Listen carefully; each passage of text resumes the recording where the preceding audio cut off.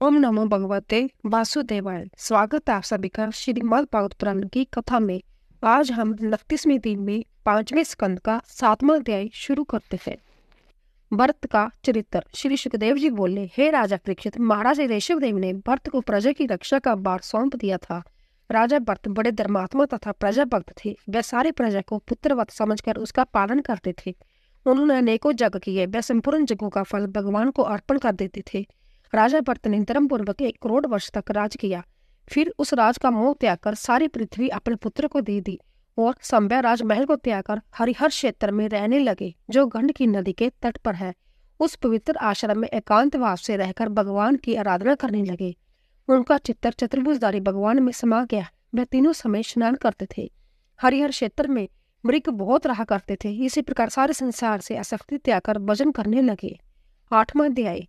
मृग शावक के मोह से बरत गए मृग जोनी, अंत समय करनी कठिन पावे तैसी जोनी। श्री सुखदेव जी बोले, एक समय राज श्री भरत गंड की नदी में स्नान कर रहे थे। उसी समय एक हिरनी वहां जल पीने आई।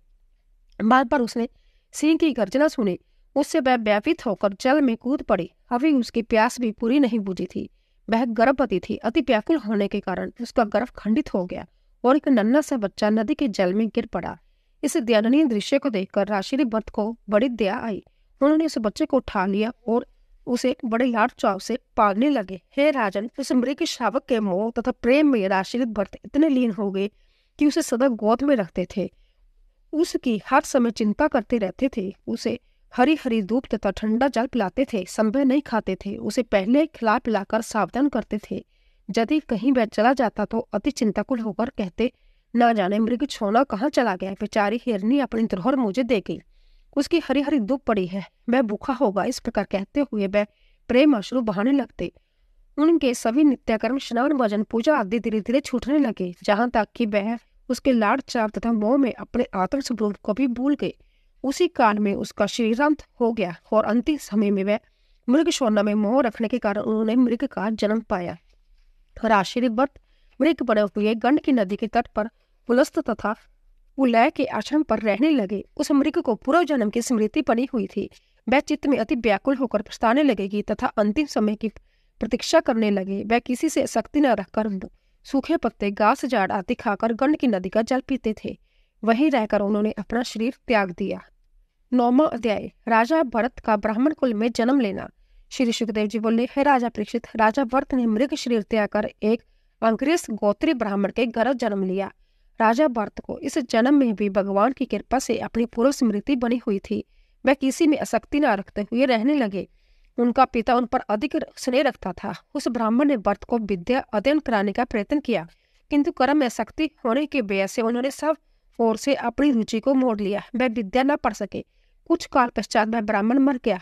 तब भरत ने बड़े भाइयों ने भरत को खेती के कार्य में लगा दिया। जो काम भरत को बता देते थे वह उसे कर लेते थे, और जो कुछ रूखा सूखा बुरा भला उन्हें खाने को देते तो वह खा लेते। इसी प्रकार अपना जीवन पागल की भांति व्यतीत करने लगे। एक दिन कुछ डाकुओं के सरदारों ने उन्हें देवी की बलि चढ़ाने के लिए पकड़ लिया। उनका बलि पशु कहीं भाग गया था। भरत को खेत पर बैठा देखकर उसी को बांध कर ले चले। जब देवी के मंदिर में ले गए और मंत्रों से अभिमंत्रण करके तलवार से भरत का सिर काटने लगे, तब देवी महिमा मूर्ति से प्रकट हो गई और कुपित होकर सभी डाकुओं को मार डाला तथा उनका रक्तपान करने लगी। हे राजन, भगवान सदा अपने भक्तों की रक्षा करते हैं। उन्होंने देवी के रूप में उनकी रक्षा की। 10वां अध्याय। जड भरत से राजा रहुगन की बट होना। श्री सुखदेव जी बोले, हे राजन, एक दिन सिंधु सौवीर प्रांत का राजा रहुगन अपनी पालकी में बैठकर कहीं जा रहा था। उनका एक कहार थक गया। उस पालकी के जमादार ने जड भरत को बैठा कर उन्हें पालकी में लगा दिया। वह बोला, तुम बड़े हट्टे कट्टे इसी कार के जोगे हो। जड भरत चुपचाप बिना कुछ बोले कहे सुने पालकी के नीचे लग गया, किंतु वह चींटी आदि जीव हत्या के प्रयास से बचकर चलते थे, जिसके कारण पालकी ऊंची नीची हो जाती थी। राजा रहुगन ने कहारों को बहुत तेरा सावधान किया और कहा कि ये क्या बात है जो पालकी ऊंची नीची हो रही है। तब कहारों ने कहा, महाराज, एक नया कहार जो आपकी अभी लगाया है, पालकी वह कदम मिलाकर नहीं चलता। तब राजा ने जड भरत से कहा, अरे भैया, तुम अवश्य ही बहुत दुबले पतले तथा थके हुए हो, क्योंकि बड़ी दूर से पालकी ला रहे हो। तुम्हें बुढ़ापे ने भी घेर लिया है। तब राजा ने जड़ भरत को इस प्रकार ताना मारा। तब भी भरत चुपचाप पालकी उठाई चलता रहा, किंतु पालकी अब भी ठीक नहीं चलती थी। अब राजा ने क्रोधवश में जड़ भरत को डांटते हुए कहा, अरे मूर्ख, तू जीता हुआ भी मुर्दे के समान है। इस अपने हट्टे कट्टे शरीर को ले जाकर क्या करेगा? तू नहीं जानता जहाँ का राजा हूँ। तू मेरी आज्ञा का पालन न करके दृढ़ता पूर्वक ठीक नहीं चलता है। तू पागल तथा मूर्ख प्रतीत होता है। मैं अभी दंड देकर तेरा इलाज करता हूँ। राजा रघुगण को राजा होने का अभिमान था, इस कारण परम ज्ञानी जड़ भरत के प्रति ऐसे ना कहने योग्य वचन कह दिए। उसे उनके ज्ञान का इसी प्रकार पता नहीं था जैसे राख से ढकी अग्नि का पता नहीं चलता। जड़ भरत मुस्कुराए तथा बोले, हे राजन, तुम्हारा वचन सत्य है। मैं कोई बुरा नहीं मानता हूँ, क्योंकि बार डोने का कार्य तो जय शरीर ही करता है। यदि मार्ग चलते हैं तो जय मेरे पैर ही चलते हैं। जय जो कुछ भी आप कह रहे हैं वह शरीर के प्रति ही कह रहे हैं। मोटा दुबला पतलापन जो कुछ भी है वह इस स्थूल शरीर का ही है। वह तो पंचभूतों का बना हुआ एक ढेर है। जय स्थूलपन, दुबलापन, भूख, प्यास, थकावट उस जीव को कुछ भी नहीं प्रतीत होते हैं। जब जीना मरना आदि विकार भी शरीर के होते हैं। हे राजन, स्वामी सेवक का भाव तो संसार के लिए लौकिक व्यवहार में है, किंतु वैसे कौन किसका स्वामी और कौन किसका सेवक है? मैं मूर्ख, पागल, जड़, उन्मत्त हूँ। आप दंड देकर मुझको मारेंगे पीटेंगे, किंतु पागल को चतुर तथा बुद्धिमान नहीं बना सकते। श्री सुखदेव जी बोले, हे राजन, जब जड़ भरत के ऐसे सारयुक्त वचन उस राजा रघुगण ने सुने तो वह शीघ्र ही पालकी से नीचे उतर आया और उनके चरणों में सिर रखकर बोला, हे देव, आप इस अवधूत वेश में कौन है? क्या कपिल मुनि है अथवा दत्तात्रेय है? मैंने आपका बड़ा अपमान किया है। आपके शरीर पर जो पवित्र भी है, आप ब्रह्मा कुल से उत्पन्न प्रतीत होते हैं। हे ऋषिवर, मैंने ब्राह्मण से पालकी उठवाकर घोर पाप किया है। ब्राह्मणों का तिरस्कार करने वाले की रक्षा संभव महादेव जी भी नहीं कर सकते, और की तो शक्ति ही क्या है। हे ब्रह्मदेव, आपने जो यह कहा कि मुझे कोई श्रम नहीं हुआ है, यह कथन किस प्रकार सत्य है? हम जब युद्ध करते हैं तो थकावट होती है। आपने स्वामी सेवक का लौकिक व्यवहार कहा है, वह किस प्रकार का सत्य है? व्यवहार को भी प्रमाण मानते हैं। आप जो कहते हैं कि देह आदि का प्रभाव जीव पर कुछ नहीं पड़ता, सो वह कैसे सत्य है? जब किसी बर्तन में जल भरकर उसे आग से तपाते हैं तो उस बर्तन के प्रभाव से उस जल पर प्रभाव पड़ता है, वह गर्म हो जाता है। उस जल के प्रभाव से चावल आदि पक जाते हैं। इसी प्रकार शरीर के प्रभाव से भी जीव भी दुख सुख आदि का भागी होता है। ऐसा कहकर राजा रघुगण भरत के चरणों में गिरकर क्षमा याचना करने लगे। 11वां अध्याय, राजा रघुगण को जड़ भरत का उपदेश करना। जड़ भरत ने कहा, हे राजन, तुम ज्ञानी न होते हुए भी पंडितों की सी बातें करते हो। तुमने अनेकों तर्क वितर्क किए हैं, उनसे मैं तुम्हें ज्ञानी नहीं कर सकता। तत्व ज्ञानी पुरुष लौकिक व्यवहार से बनाए हुए नियमों को नहीं मानते। तुम यदि शास्त्रों से तत्व का निर्णय करना चाहो सो भी नहीं। वैदिक कर्म तथा शास्त्र विहित कर्म सब स्वर्ग आदि की प्राप्ति कराने वाले हैं, किंतु उनसे तत्व ज्ञान उत्पन्न नहीं होता। तत्व ज्ञानी से स्वर्ग आदि को धूल के कण के समान भी नहीं मानता। जो मनुष्य कर्मों को ही प्रधान मानता है उसे कभी तत्व ज्ञान प्राप्त नहीं हो सकता। जब तक मनुष्य तीनों गुण सत्य रज तम जब बरतता रहता है तब तक उन्हीं के अनुसार कर्म करता हुआ फल को भोगता है। सबसे मुख्य तथा प्रधान वस्तु यह मन ही है। यही माया मन सारे जगत को बंदर की भांति नचाता है। यह जीव से मिलकर उसे अभिमान के वशीभूत करता है तथा सुख दुख आदि की प्राप्ति का कारण बनता है। यह मन ही उस अकर्मा जीव को बंधन में बांधता है। अंततः ज्ञानी पुरुष इस मन को ही नरक में ले जाने वाला तथा मोक्ष पद दिलाने वाला मानते हैं। विषयासक्त मन जीव को नरक में डालता है, विषयहीन मन मोक्ष पद प्राप्त करता है। हे राजन, मन की 11 वृत्तियां हैं, 5 कर्मेंद्रियां, 5 ज्ञानेंद्रियां तथा 1 अहंकार तथा 11 ही उस मन के विषय है। 5 प्रकार के कर्म, 5 तन्मात्राएं तथा 1 शरीर, इस प्रकार 11 मन के विषय हुए। मैं मेरेपन को ही अहंकार कहते हैं। जब मन की वृत्तियां स्वभाव कर्म तथा काल के अनुसार असंख्य प्रकार की ही बन जाती है। इस सब का अस्तित्व आत्मा से ही है। इनका संबंध परमात्मा क्षेत्रिक से कुछ भी नहीं, केवल आत्मा जीव से ही है, किंतु क्षेत्रिक परमात्मा उनका साक्षी रहता है। हे राजन, जीवात्मा तथा परमात्मा के बीच से जय क्षेत्र 2 प्रकार का माना है। परमात्मा सर्वव्यापी स्वयं प्रकाश अजन्म सृष्टि का आदि कारण रचिता पालन करता संहार करता है। वह सदना सचिनानंद गण है। वह सर्व साक्षी है। वह सारे जगत में व्याप्त है। वह आसक्ति रहित माया से परे है। जब तक मनुष्य तत्व ज्ञान से जीव आत्मा तथा परमात्मा के स्वरूप का ज्ञान नहीं करता तब तक इसी प्रकार संसार के चक्कर लगाता रहता है। जब उसे अपने स्वरूप का ज्ञान हो जाता है तब परम तत्व रूपी परम आत्मा में वह आत्मा मिल जाती है। जीव आत्मा है, परमेश्वर परम आत्मा है। जिस प्रकार एक जल की बूंद दूसरी ओर एक अथाह समुद्र वास्तव में जल जल दोनों ही है, किंतु एक केवल बिंदु मात्र है, दूसरा अथाह समुद्र है। जीव और परमात्मा में यही भेद है। अंत हे राजन, तुम सर्वप्रथम उस आदि कारण मन को पहले मारो। 12वां अध्याय, राजा रहुगन का प्रश्न करना तथा भरत का समझाना। राजा रहुगन बोले, हे ब्रह्मदेव, आपको नमस्कार है। आपने लोकहित के लिए ही जय शरीर धारण किया है। आप इस पार्थिव शरीर से उदासीन रहकर विचरते हैं। आपका तत्व ज्ञान मुझे अमृतमय प्रतीत हो रहा है। हे देव, आपने अध्यात्म वेग का गुण उपदेश भी मुझे दिया है, उसे सरल करके समझाने की कृपा कीजिए। हे भगवान, आपने अभी जो जय बात कही है कि बाढ़ डोले का काम तथा उसकी क्रिया केवल व्यवहार में ही है, वास्तव में नहीं है। मैं तत्व ज्ञान से कुछ भी नहीं है। जय बात मेरे समझ में नहीं आई, आप कृपा करके मुझे समझाइए। जट भरत बोले, हे राजन, जय शरीर मेरा आपका इन कहारों का तथा अन्य प्राणियों का जो बना है वह पृथ्वी तत्व से ही तो बना है। पाषाण आदि भी पृथ्वी से ही बने हैं। अंत से शरीर तथा पाषाण में क्या भेद है? केवल जहाँ शरीर पृथ्वी पर चलता है, पत्थर नहीं चलता है। इसमें एक चेतना शक्ति है जो इस पार्थिव तत्व को चलाती है। जब वह निकल जाता है तो जय भी पत्थर की भांति अचल हो जाता है। आपकी पालकी का जो भार था वह पार्थिव शरीर पर ही तो था, जीव पर नहीं था। जय संपूर्ण प्राणी जीव सब पृथ्वी से ही उत्पन्न होते हैं। उनमें तथा आप में तथा मुझ में क्या भेद है? केवल व्यवहारिक व नाम का। आप सिंधु प्रांत के राजा हैं। जय आपके कहा है मैं अन्य स्थान का रहने वाला हूँ, किंतु वास्तव में सब एक ही तत्व के पिंड है, केवल व्यवहारिक भेद है। हे राजन, पृथ्वी शब्द का अर्थ ही मिथ्या है। इन तत्वों की सत्ता नहीं है, सब नाश हो जाते हैं। परमात्मा तत्व के अतिरिक्त और कोई तत्व नहीं रहता।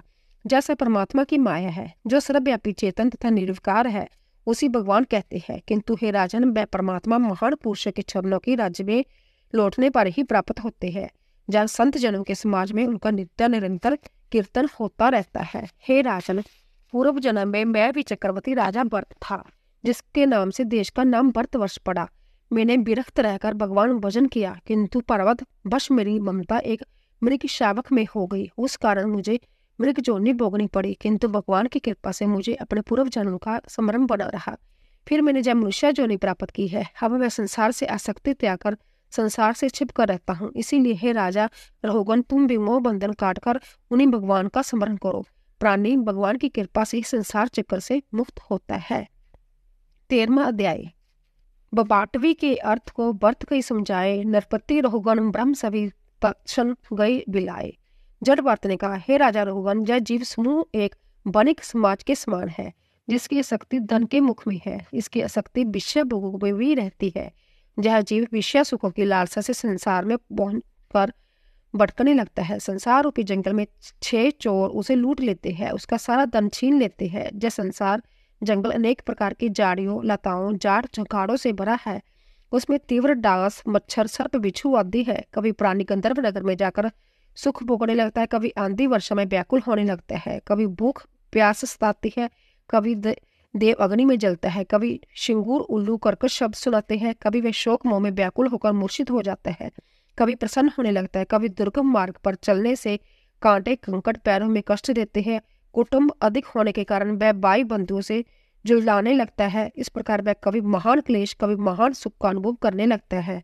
वह वणिक समाज एक दूसरे से शत्रु तथा मित्र भाव रखता हुआ आगे बढ़ता है। जो साथी मर जाते हैं उन्हें त्यागता जाता है। उन प्राणियों में ना तो कोई लौट कर आया, न भगवान ही में लीन हुआ। इस बटावटी में वह वणिक समाज भटकने लगता है। कभी वह किसी शाखा को पकड़कर उस पर रहने वाले पक्षियों को मित्र बनाता है, कभी दूसरी शाखा को पकड़कर आश्रय खोजता है। जब उन मित्रों में धोखा पाता है तो फिर दूसरों को मित्र बनाता है। इसी प्रकार आयु समाप्त हो जाती है। स्त्री पुत्रों के मोह करते हुए विषय भोगों में फंसा रहता है। हे राजा रहुगन, तुम भी इसी प्रकार संसार जंगल में फंसे हुए हो। अब तुम अपनी दंड नीति को बदलकर सबको अपना मित्र बनाओ। भगवान की सेवा करके संसार मार्ग को पार कर जाओ। राजा रहुगन बोले, धन्य है भगवान, आपने अपने उपदेश से मेरा मोह जाल काट कर सही मार्ग प्रदर्शन किया है। आपके एक मुहूर्त के सत्संग से मेरा उद्धार हो गया है। आप तत्ववेत्ता हैं। तत्ववेत्ताओं की ऊपरी ढंग से किसी प्रकार की पहचान नहीं हो सकती। मैं उनको नमस्कार करता हूँ। हे अवधूत वेश में विचरते रहते हैं। श्री सुखदेव जी बोले, हे राजन, उस राजा रहुगन को जड़ भरत ने इस प्रकार तत्व ज्ञान दिया। वह राजा उस जड़ भरत को चरणों में स्तुति करके शांत चित्त से पृथ्वी पर विचरने लगा। राजा परीक्षित बोले, हे भगवान, मैं इस बपाटवी को बड़ी प्रकार न समझ सका, आप इसे स्पष्ट करने की कृपा करें। 14वां अध्याय बपाटवी का स्पष्टीकरण। श्री सुखदेव जी बोले, हे राजन, सत्तम राजतम इन 3 गुणों से शुभ, अशुभ तथा मिश्रित या 3 प्रकार के कर्म होते हैं। इन्हीं कर्मों के अनुसार देवाभिमानी जीवों को संजोग, विजोग, सुख, दुख आदि प्राप्त होते हैं। उनके भोगने के स्थान को संसार कहते हैं। मन आदि 6 ज्ञानेंद्रिया इनके द्वार है। जय जीव बंजारों की भांति भगवान का आश्रय छोड़कर इस दुर्गम संसार वन में भटकने फिरते हैं। मन सहित 6 इंद्रिय चोरों के समान है। जय उनके कर्मों को चुराती है तथा उन्हें भोगती है। इस संसार वन में कुटुंबी, स्त्री, पुत्र आदि बेड़िए तथा गिद्धड़ों के समान है। जय स्वार्थी तथा अर्थलोलुपी उसके संपूर्ण धन को छीन लेते हैं। जय ग्रस्त आश्रम कर्म भूमि है। इसके आसक्त व्यक्ति के प्राणों को नीच पुरुष डास तथा मछलों के समान नोचते तथा खाते हैं। कभी जब प्राणी असत वस्तु में आनंद का अनुभव करने लगता है और उनकी ओर दौड़ धूप करने लगता है जहाँ उनके लिए गंधर्व नगर है। कभी स्त्री में आसक्त होकर कामंद सा हो जाता है और सत्पुरुषों की मर्यादा को त्याग देता है। उसकी आंखों में रजोगुण की धूल भर जाती है। मिथ्या विषय में आनंद मानने लगता है। जब उसके पूर्व पुण्यशील हो जाते हैं तब वह प्राणी मुर्दे के समान हो जाता है। वह दुख देने वाले पाखंडों में फंस जाता है। उसको अपने कुटुंबियों में जब खाने को नहीं मिलता तब दूसरों के प्रति हिंसा भाव उत्पन्न करता है। पेट की असार ज्वाला से अपने कुटुंबियों को भी फाड़ खाने को दूरता है। कभी विषय सुखों में सख्त होकर प्राय स्त्री तथा प्राय धन को लुक छिपकर उड़ाने की चेष्टा करता है तथा राजा के दंड से मारा जाता है। वह बेईमानी, चोरी करता है तथा दूसरों से शत्रुता रखता है। उस प्राणी के उपरोक्त विघ्नों के अतिरिक्त सुख, दुख, अभिमान, प्रमाद, राग, देश, व्यय, शोक, उन्माद, मद, मत्सर, ऐश्वर्य, जन्म, जरा, मृत्यु आदि अनेक विघ्न है। काल चक्र सदा ही सजग रहकर सबको ग्रसित करता है। वह प्राणी ही काल चक्र के अनुसार एक शरीर को त्याग कर दूसरे शरीर में जन्म लेता है। उसे जोग विजोग का दुख सहना पड़ता है। जब तक प्राणी भगवान का आश्रय नहीं लेता है तब तक वह इसी प्रकार का इस संसार वन में भटकता हुआ दुख सहता रहता है। हे राजन, जय बपाटवी का तात्पर्य है। अब तुमको भरत जी का महात्म्य सुनाता हूँ। जिस राजा भरत ने अपने राज्य, स्त्री, पुत्र, मित्र आदि को त्याग कर भगवान में आसक्ति की थी, उनके समान अन्य कोई राजा नहीं हो सकता। जब उन्होंने अपना अमृत शरीर त्यागा था उस समय उच्च स्वर से कहा था, धर्म की रक्षा करने वाले, धर्म अनुष्ठान में चतुर, संख्या जो के प्रकट करने वाले प्रकृत पुरुष महामूर्ति गटगट के वासी भगवान विष्णु को मेरा नमस्कार है। ऐसे अनुपम भक्त के समान और कौन हो सकता है। जो मनुष्य राजा भरत के पवित्र चरित्र को सुनता तथा कहता है उसकी आयु, धन, जश की वृद्धि होती है और अंत में मोक्ष को प्राप्त होता है। 15वां अध्याय भरत वंश के अन्य राजाओं का वर्णन। श्री सुखदेव जी बोले, हे राजा परीक्षित, भरत के पुत्र सुमिति ने ऋषभ देव की तरह परमहंस वृत्ति स्वीकार की। उनकी पत्नी वृद्धसेना से देवताचित पुत्र उत्पन्न हुए। देवताचित के असुरी गर्भ में देवदुमन नाम का पुत्र उत्पन्न हुआ। देवगुमन के देनुमति के गर्भ से परमश्रेष्ठी पुत्र उत्पन्न हुआ। परमश्रेष्ठी से सुरवचला के गर्भ में प्रतिहे नाम का पुत्र उत्पन्न हुआ। प्रतिहे की 12 से प्रतिहर्ता, प्रस्तोता तथा उदगाना जब 3 पुत्र उत्पन्न हुए। प्रतिहर्ता की पत्नी स्तुति के गर्भ में अज और भूमा 2 पुत्र उत्पन्न हुए। भूमा की ऋषि कुल्य नाम की पत्नी से उद्गीत नाम का एक पुत्र उत्पन्न हुआ। उसके प्रस्ताव और प्रस्ताव के बिहू नाम का पुत्र उत्पन्न हुआ। बिहू के पृथुशन के नख्त तथा नख्त के आधार कीर्ति राजा गया का जन्म हुआ। राजा गया साक्षात भगवान के अंश अवतार थे। उन्होंने जगों का अनुष्ठान किया तथा प्रजा को अपने पुत्र के समान लाड़ चाव से पालन किया। राजश्री गया ने अपने जग से भगवान विष्णु को तृप्त किया। राजश्री गया के ज्ञानति के गर्भ से चित्रार्थ, सुगति तथा अवरोध 3 पुत्र उत्पन्न हुए। चित्रार्थ की पत्नी कर्ण के गर्भ से सम्राट नाम का पुत्र उत्पन्न हुआ। सम्राट की मरीचि तथा मरीचि के बिंदुमान नाम का पुत्र उत्पन्न हुआ। बिंदुमान के मधु, मधु के बीरवर्त तथा बीरवर्त के मंथु और परमंथु नाम के 2 पुत्र उत्पन्न हुए। मंथु के पुत्र बोवन तथा बोवन के त्वष्टा, त्वष्टा की पत्नी बिलोचना के गर्भ से बीरज पुत्र उत्पन्न हुआ। बीरज की विपुषी नाम की पत्नी से शतचित आदि 100 पुत्र तथा एक कन्या उत्पन्न हुई। प्रियव्रत वंश का यही अंतिम राजा बीरज भगवान का अति भक्त और कीर्तिमान था। बोले बांके बिहारी लाल की जय। अगर आपको हमारी कथा पसंद आई हो प्लीज सब्सक्राइब कीजिए, लाइक कीजिए और शेयर कीजिए। आप सभी का धन्यवाद।